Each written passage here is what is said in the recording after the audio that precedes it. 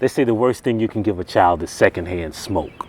But what if you gave him no hope, told him to climb a mountain with no rope? It's a cold world out there, and you gotta have somebody to give you a coat.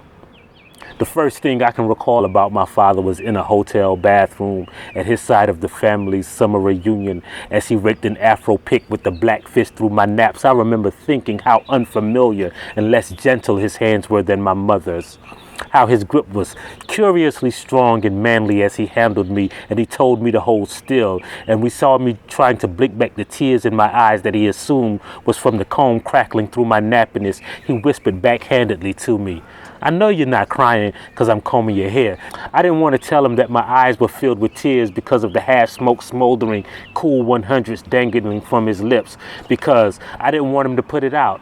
I liked the way it smelled. It smelled like man sweat, menthol, and green Dax grease. It smelled like my daddy. The next thing I remember is when he bought me a yellow Huffy with the banana seat on my 9th birthday. Then he fished through his pockets and fished out a $1 bill.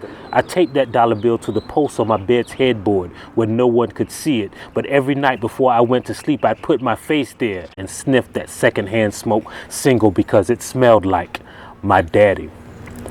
That was the last time I actually saw him. My sophomore year in college, I f***ed up my rent money, and I knew my mother, who then had 4 kids in 3 different colleges, couldn't swing it. I remember standing at the Gold Post convenience store, feeding dimes into that payphone's vagina, and listening to him tell me that he didn't have no whole $100 to be giving away and not to call him at work anymore. And I wasn't even mad or sad or disappointed, because the worst thing you can give a child is secondhand smoke. It's like telling him to climb a mountain with no rope. It's a cold, cold world out there, and your daddy is supposed to help you get a coat.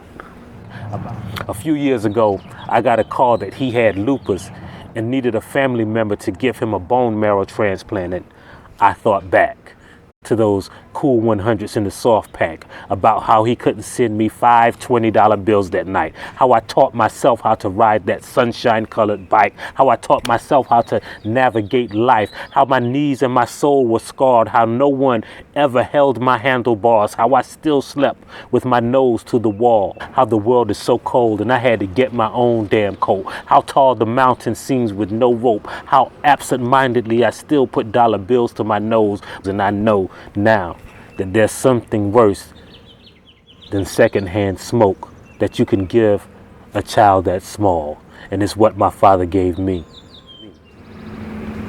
Nothing at all.